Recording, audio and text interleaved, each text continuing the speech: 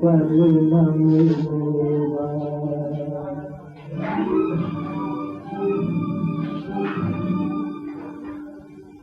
रात भर का है मेहमान अंधेरा, किसके रोके रुका है सवेरा। रात भर का है मेहमान अंधेरा, किसके रोके रुका है।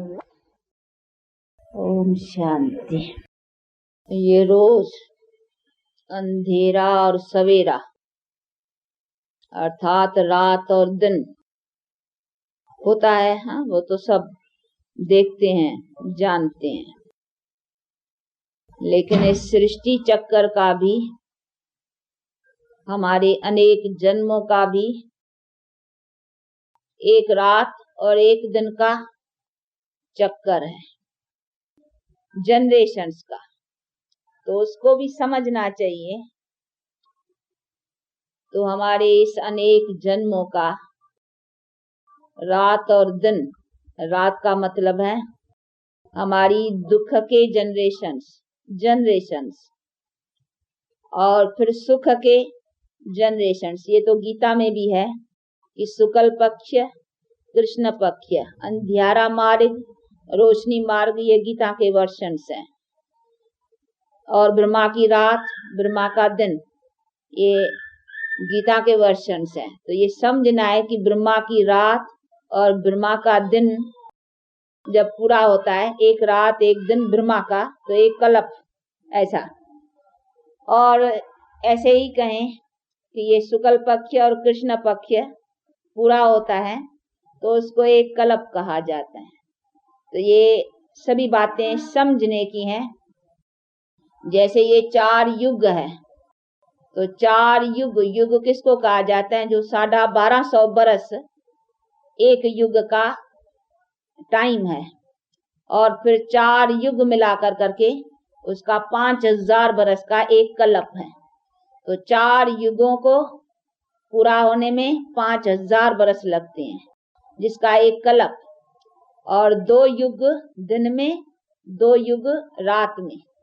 तो सभी युगों की इक्वल टाइम है।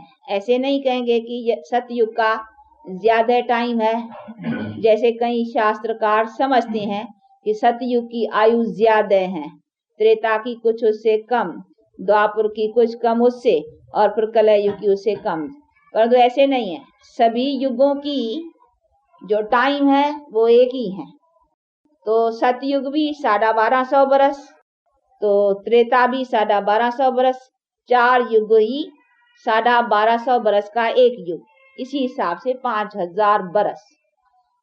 तो 2500 बरस में दिन और 2500 बरस में रात।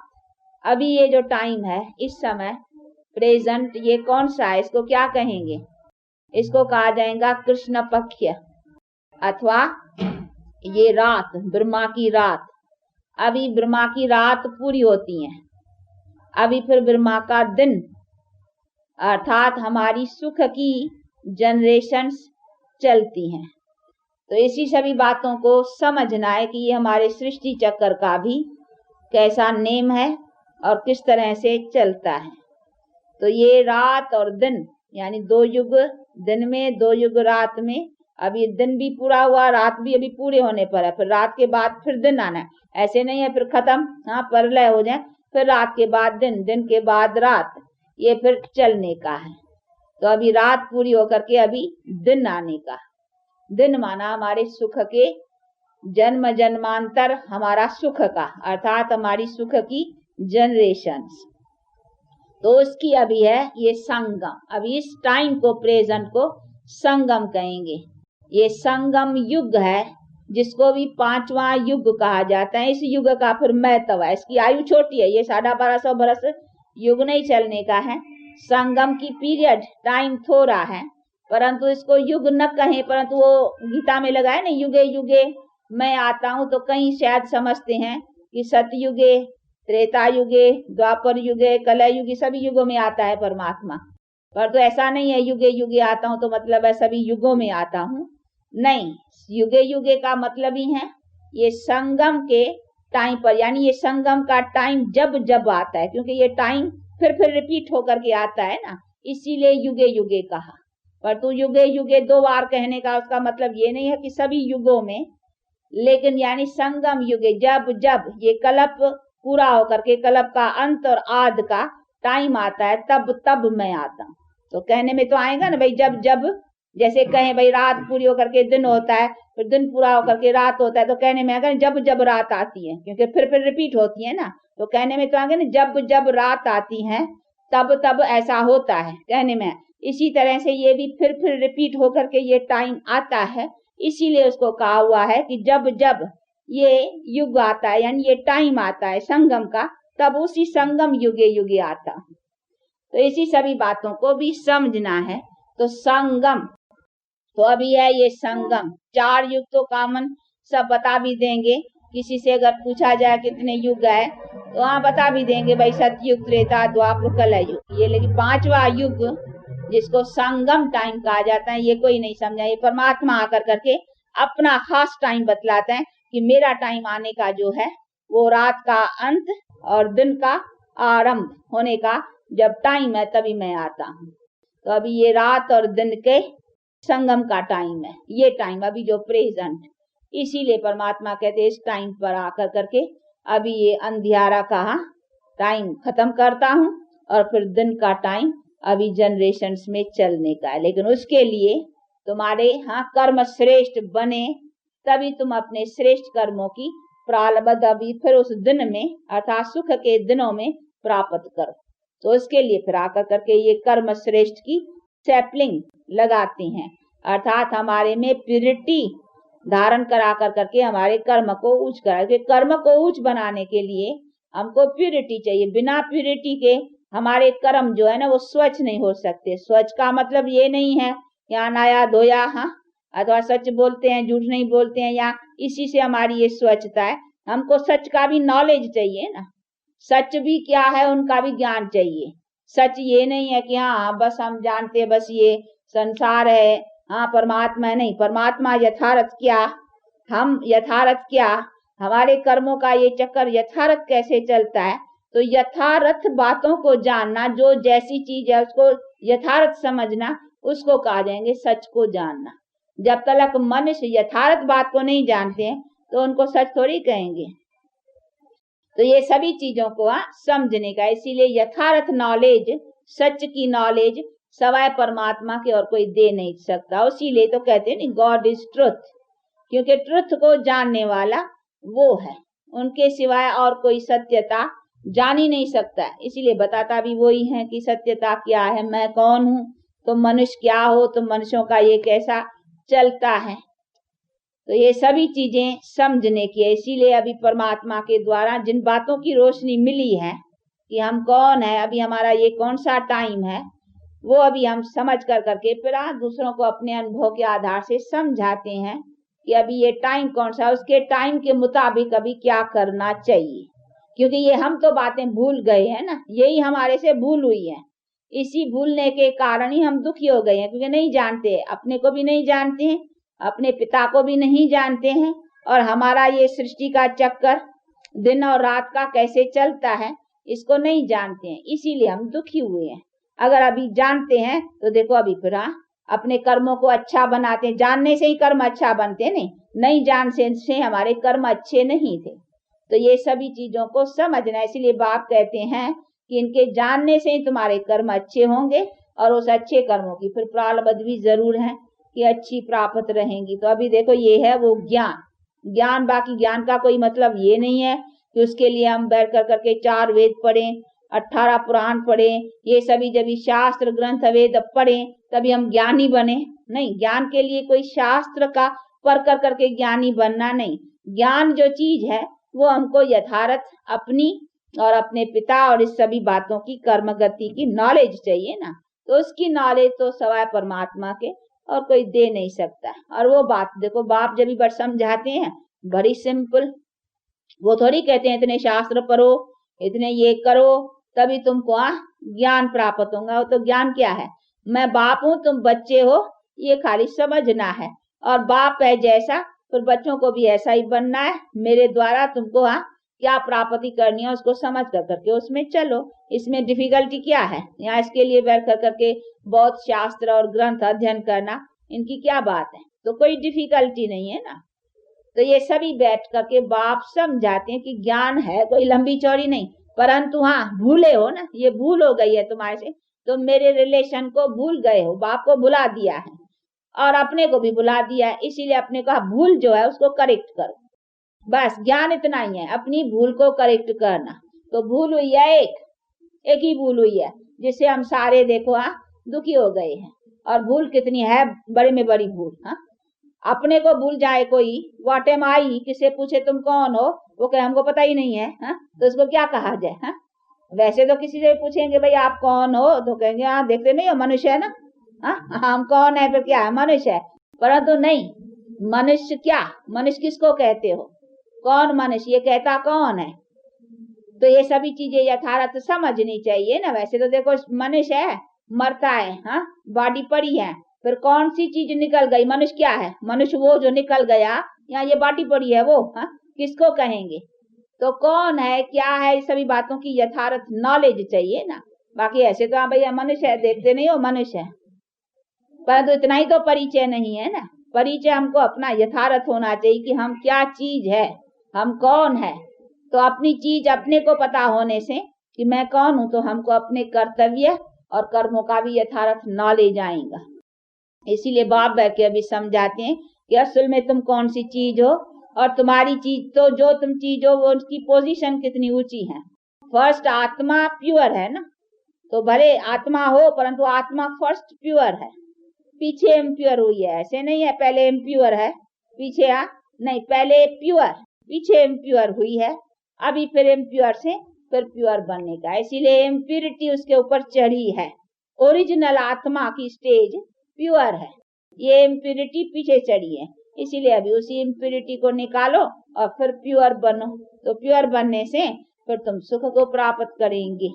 तो ये ज्ञान आने से ही तो ये हमारे कर्म में परिवर्तन आएगा ना, ये नॉलेज से होगा ना। अभी हम जानेंगे नहीं हम कौन है, हमारा क्या कर्तव्य है, तो कैसे पता रहेगा? अभी जिसकी देखो जो ड्यूटी है, भाई हमारा क्या काम है, क्या है, उसका भी समझ होगी तभी तो करेंगे ना। नॉलेज, भाई हमारा ये ड्यूटी, हम मिनिस्टर है, हमारा क्या काम है, हमको कौन सा काम करना है, हम गवर्नर है, हमको क्या करना है, वो हर एक को अपना अपना नॉलेज होता है ना। डॉक्टर है, उसको पता है मैं डॉक्टर हूँ, मुझे ये जिस्म का काटना कूटना या जो भी कुछ है उसको बनाना है, उनका इलाज देना है, वो सबको अपना अपना है। तो व्हाट एम आई, मेरा क्या कर्तव्य है, अपने का भी मालूम होना चाहिए ना। वो मालूम ही ना हो, बस चलते ही रहो, तो उससे मनुष्य क्या कर सकेगा?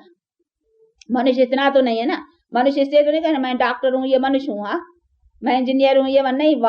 वास्तविकता में हम कौन है, ये सभी बातों को जानना चाहिए ना। इतना ही तो परिचय, ये तो वह जिस्मानी परिचय बाहर का, ये भाई मैं डॉक्टर इंजीनियर बैरिस्टर, इतना ही तो नहीं है ना ऑक्यूपेशन। हमारा पहला फर्स्ट व्हाट एम आई, तो सेल्फ की नॉलेज चाहिए ना, जिसको सेल्फ रियलाइजेशन कहा जाता है। तो ये सभी बातों की यथार्थ नॉलेज भी होनी चाहिए, और उसी के नॉलेज को ही कहा जाएगा भाई ज्ञान। और यही ज्ञान न होने के कारण यही भूल है। तो ये भूल सारी दुनिया की है, सब इसी बात को भूले हुए हैं। यथार्थ रीत से कोई जानता नहीं है कि हम कौन है, तो कौन नहीं जानते तो फिर करना क्या है वो भी पता नहीं है। इसीलिए सबके रॉन्ग एक्शंस होने के कारण मनुष्य दुखी और अशांत में है। इसी का ही कारण है दुख अशांत का। आज हमारी दुनिया दुख अशांत में है, यही है कि इसी एक भूल में है, सबसे भूल है। नहीं जानते हैं कि हम है क्या, हमें करना क्या चाहिए। अभी आकर के बाप यथार्थ रीत से समझा रहे हैं और उसी भूल को करेक्ट करा रहे हैं कि किस तरह से इस भूल को करेक्ट करो, और समझ करके अभी उसी पर चलो।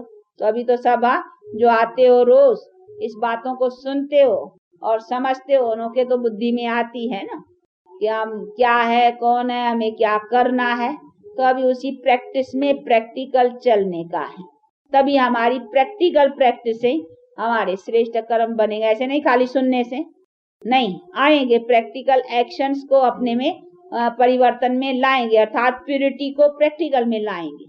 बाकी खाली सुनने से हमारा टाइम प्योर अथवा हमारा टाइम ये अच्छा पास हुआ, या इसमें से हमने अपना कुछ सफलता पाई, नहीं। हम जब तक एक्शंस में न लाएं तब तक हमारे में प्योरिटी आ नहीं सकती। तो ये है ही सारा अपने कर्मों के ऊपर आधार रखने की चीज, क्योंकि हमारा जो भी बुरा अच्छा बनता है और जिससे हम दुख अशांति पाते हैं वो सब कर्मों से। तो हमको फिर लाना भी तो कर्मों में है, अच्छी को भी हमको अपने कर्मों में लाना है। बाकी हमने सुना तो बस हम अच्छे हो गए, ऐसे तो नहीं है ना। यहाँ कोई देखने से बस हम वैसे हो गए, कोई डॉक्टर को देखने से डॉक्टर नहीं हो जाएगा, या सुनने से तो खाली नहीं हो जाएगा ना। प्रैक्टिकल प्रैक्टिस में आएगा तब डॉक्टर बनेगा। खाली बैठ करके लेक्चर सुने तो क्या हुआ, प्रैक्टिस में आएगा, वो एक्शंस में लाएगा, तब तो प्रैक्टिकल वो स्टेज प्राप्त कर सकेगा ना। तो ये भी चीज ऐसी है, इसको भी प्रैक्टिकल में प्रैक्टिस में लाना है।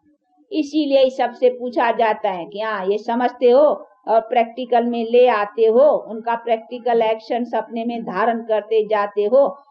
तो ये देखो, ये नॉलेज और ये जो पढ़ाई है, इसमें तो जैसे पढ़ाई होती है ना स्कूल में, हर एक बच्चे को देखा जाता है बरोबर ये पढ़ता है, इसके बुद्धि में बैठता है, ये समझता है, प्रैक्टिकल धारण करता है। तो एक एक स्टूडेंट को देखा जाता है, ऐसे नहीं खाली आए सुने नहीं।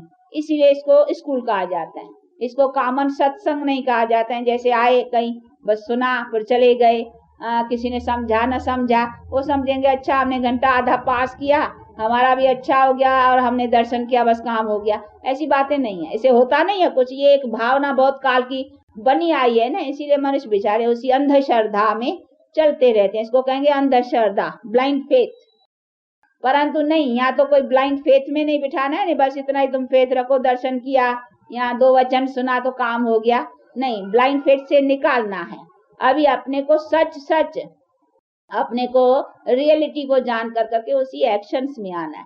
इसीलिए यहाँ प्रैक्टिकल एक्टिविटी के ऊपर सारा मदार है, और इसीलिए उसी पर ही जोर दिया जाता है कि अपने एक्शंस को परिवर्तन में लाओ। देखो पूछते हैं ना, इसीलिए पूछते हैं कि कैसे पवित्रता को धारण करते हो, अपने में परिवर्तन महसूस करते हो, ये 5 वाइसेस जो है वो अपने में समझते हो कि उसमें चेंज आती जाती है, नहीं आती है तो फिर उनका फिर इलाज लेना चाहिए। वो रिपोर्ट करेगा, बताएगा, तभी तो पता चलेगा ना। ऐसे नहीं है कि बस यहाँ अपने आप जानी जानन आ रहे जानते रहेंगे ना। ये पढ़ाई है, उसमें तो जैसे कोई कम होता है किसी सब्जेक्ट में, तो फिर उसको टीचर को पता भी रहेगा ना, वो देखेगा। तो हर एक के ऊपर रहती भी है, हर एक का स्टूडेंट्स का भी काम है सब अपना देना कि हमारी क्या वीकनेस है, फिर उसको उसके ऊपर सावधानी मिलेंगी, शिक्षा मिलेंगी, और उसी शिक्षाओं से फिर आगे बढ़ते चलेंगे। तो अपने प्रैक्टिकल अपने में देखना चाहिए कि हमारे में चेंज आई है, नहीं आई है तो समझना चाहिए कि अभी तक हम कहाँ भूले हुए हैं, तो फिर उस भूल को करेक्ट करना चाहिए। तभी हम अपना कुछ लाभ जिसको कहें और प्रैक्टिकल लाइफ जिसको बनाना कहें, बना सकने में समझे तो हमने कुछ पाया है। नहीं तो बाकी ऐसे ही नहीं, बस समझ बैठने से कुछ हो जाएगा, प्रैक्टिकल में आने से। और प्रैक्टिकल एक्शंस वाला कोई छिप नहीं सकता है। जो एक्शंस में है अच्छे तो उनका सबूत तो बाहर आता है, उसके एक्शंस कोई छिपने वाली तो चीज नहीं है ना। बुरा कोई करता है तो भी प्रत्यक्ष हो जाते हैं, अच्छे का अच्छा भी प्रत्यक्ष हो ही जाता है। तो इसीलिए अपने सारा प्रैक्टिकल के ऊपर दारो मदार है, इसीलिए उस प्रैक्टिकल लाइफ का पूरा अटेंशन रखते और अपने कर्मों को स्वच्छ बनाते चलना है। बाकी तो अभी पता चला है नहीं भूल कौन सी रही, किस भूल को करेक्ट करना, वो तो अभी बुद्धि में बात आई है। उसी बातों में तो जो रोज आते हैं उसको कोई मूंझने की अभी बात नहीं रही होंगी कि हम कौन है, हमारा पिता कौन है, हमें बाप से क्या एम एंड ऑब्जेक्ट अभी बुद्धि में पूरी है और होनी चाहिए, तब तो पुरुषार्थ भी चलेगा ना। अगर एम नहीं होगी हमको क्या बनना है तो हम क्या पुरुषार्थ करेंगे, तो एम चाहिए। सत्संग कामन जो है उसमें कोई एम नहीं है, वो खाली समझते बस जाना है, 2 वचन सुनना है, बस उसी से ही काम हो गया। परंतु नहीं, ये पढ़ाई है, नॉलेज है। जैसे स्कूल में जाते हैं भाई हमको इंजीनियर बनना है, एम है ना, तो एम पर चल कर करके हमको वो स्टेटस प्राप्त होने का होती है। तो सत्संग में कोई एम नहीं है ना, खाली समझते इससे हम मुक्त जीवन मुक्त हो जाएंगे। ऐसे सुनते सुनते यहाँ ये शास्त्र ग्रंथ पढ़ते पढ़ते बहुत मुक्त हो गए ऐसे समझ बैठे हैं और हम भी हो जाएंगे। हुए या न हुए, यहाँ क्या होने का है उन सब बातों का पता होना चाहिए नहीं यथार्थ। तो ये सभी अपनी प्रैक्टिकल लाइफ में परिवर्तन, और प्रैक्टिकल हमारे में वो प्रैक्टिस आती जाती हैं, उसे पता चलेगा नहीं। हम अपने जीवन से महसूस करते हैं ना भाई हमारी आगे क्या जीवन थी, अभी क्या जीवन है, फर्क आता जाता है तो समझते हैं यहाँ पर फायदा पड़ता जाता है। बाकी ऐसे नहीं यहाँ हम जाके ज्योति समाएंगे हो जाएगा बस यहाँ ऐसे के ऐसे, है नहीं। तो ये सभी प्रैक्टिकल लाइफ में आना चाहिए, यहाँ ही परिवर्तन आना चाहिए ना, तब फिर उसी के आधार से हम समझेंगे कि हमारा भविष्य भी उस आधार से ऊंचा बनता जाता है।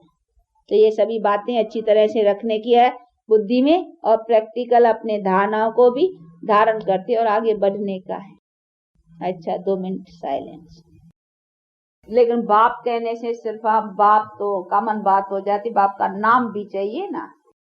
तो एक ही है परम आत्मा, जिस आत्मा के ऊपर नाम है शिव, निराकार के ऊपर नाम है ना, कोई शक्ल वाला तो मनुष्य तो नहीं है ना। तो एक आत्मा, बाकी आत्माओं के ऊपर जब शरीर लेती है आत्माएं तभी नाम पड़ता है। देखो भाई शिवाराम फलाना फलाना, ये सभी नाम, तो शरीर लेते हैं फिर नाम होता है, नहीं तो कामन तो कहेंगे सब आत्मा। हा? आत्मा के ऊपर नाम क्या है? हा? आत्मा, आत्मा ही कहेंगे। लेकिन वही एक परम आत्मा है जिसका नाम है शिव, तो वो आत्मा के ऊपर नाम है शिव। बाकी हम सब शरीरधारियों के ऊपर शरीर के, देखो शंकर है तो भी आकारी शरीरधारी है, ब्रह्मा विष्णु राम अथवा श्री नारायण तो भी शरीरधारी है ना। बाकी एक ही है निराकार परमात्मा जिसके ऊपर क्यों को नहीं दिया क्या? ले ले आप ही पूजा, आप ही पुजारी लियो। तो एक ही है बाप जिसके आत्मा के ऊपर नाम है, बाकी हम सब मनुष्यों का शरीरधारियों के ऊपर नाम है, तो उनका नाम शिव है। कहीं ऐसे समझते हैं कि निराकार परमात्मा तो सबका पिता है, नहीं तो शिव नाम तो भारतवासियों का है, तो वो तो सबका पिता है, नहीं दूसरे देश वाले उसको शिव नाम से कैसे समझेंगे, ऐसे कहीं क्वेश्चन उठाते हैं। परंतु ये भी समझने की बात है कि परमात्मा यहाँ आए हैं, नहीं निराकार परमात्मा आए कहाँ है? भारत में आए हैं। वहां आकर करके इसने नॉलेज दिया है, ये कर्तव्य किया है, इसीलिए नाम भी जो पड़ा है तो भारतवासियों का पड़ेगा नहीं। जैसे शरीर भी भारतवासियों का लिया है तो नाम भी जो है उनके कर्तव्य का ऊपर तो इधर ही पड़ा है नहीं, तो इसीलिए यहाँ का नाम है। और भारत में उसका जन्म स्थान है, यानी परमात्मा का अवतरण भारत में हुआ है, ऐसे नहीं दूसरे देशों में परमात्मा, क्योंकि ये भारत अविनाशी खंड है। तो ये सभी चीजें भी समझने की हैं, इसीलिए परमात्मा को शिव नाम डाला हुआ है। तो भारतवासी डालेंगे ना भाई शिव का अवतरण, तो भारतवासियों का ही नाम पड़ेगा। तो अभी कृष्ण पक्ष का अभी लास्ट टाइम है, अभी फिर शुक्ल पक्ष चलने का, तो चलना है ना उसमें। तो अभी कृष्ण पक्ष यानी अंधियारा मार्ग अभी का, अभी टाइम बहुत थोड़ा है, अब लगाना तो सेटिंग उसमें ही है। ये सभी चीजों को समझ करके अभी अपना पुरुषार्थ रखो। अच्छा टाइम हुआ, 2 मिनट साइलेंस। साइलेंस का मतलब I am soul, first silence, पीछे टॉकी में आते हैं। हा? अब बाप कहते हैं फिर चलो साइलेंस वर्ल्ड, तो हमारा असल साइलेंस शांति अपना स्वधर्म है आत्मा का। अब फिर साइलेंस में चलने के लिए कहते हैं इस देह का और देह से देह के संबंधों की अभी अटैचमेंट छोड़ो, उससे डिटैच हो जाओ और फिर अभी मेरे से लगाओ और सन ऑफ सुप्रीम सोल, अब मुझे याद करो और मेरे धाम में आओ। मेरा धाम कौन सा? तेरा भी वही है लेकिन तू भूल गया है, इसीलिए अभी अपने धाम को याद करो। तो साइलेंस का मतलब ये है, इसीलिए ऐसा साइलेंस में बैठने का है, अर्थात निरंतर अपने को ऐसी अवस्था में रखना है। आई एम सोल, परंतु not only soul, silent soul अथवा फर्स्ट प्योर सोल। तो सोल के साथ I am first pure soul, वो भी ख्याल में रखने का है कि आई एम फर्स्ट प्योर, तो not only soul but pure soul. और प्योर सोल फर्स्ट साइलेंस थे, पीछे यहाँ प्योर सोल, फिर टाकी में भी आए तो प्योर सोल भी और बॉडी भी प्योर। अभी बाप कहते हैं तो अभी तो तुमको चलना है, वहां पीछे आएंगे पीछे, तो अभी चलने का ध्यान रखो, अभी आने का नहीं ख्याल करो, अब चलने का तो आने का नहीं अभी ख्याल करना है। पीछे आएंगे प्योर होकर करके, प्योर सोल भी बॉडी भी प्योर मिलेगी तुमको, परंतु अभी तो चलना है ना, तो अभी तो चलने का ख्याल करो। अंत मते सो गते, तो ऐसी गति को पाएंगे, तो अभी चलने का ख्याल करो। इसीलिए चलना है तो डिटैच होके चलना है, अभी कोई भी अटैचमेंट नहीं, वो प्योर शरीर और प्यार उसकी भी अटैचमेंट नहीं, अब तो शरीर की अटैचमेंट छोड़ दो, अभी रखो वो बुद्धि में, तो ऑटोमेटिक है कि तुमको प्योर को फिर प्योर मिलेगा, शरीर भी मिलेगा वो भी मिलेगा, समझा।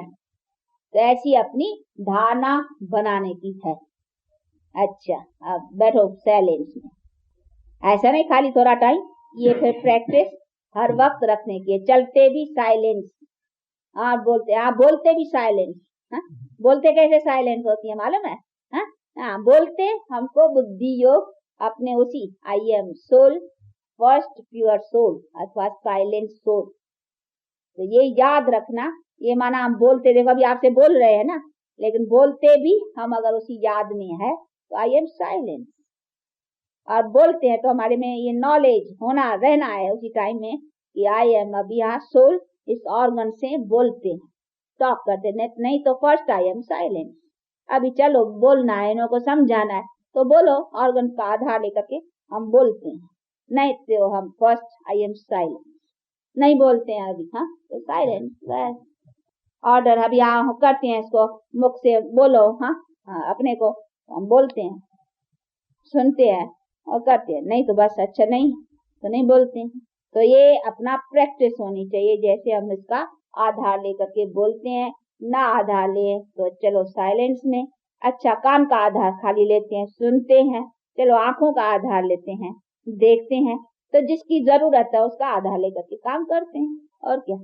ऐसा काम में रहने से खुशी रहेगी और कोई ऐसा बुरा काम नहीं होगा अगर इसी प्रैक्टिस और इसी सभी बातों से रहेंगे तो।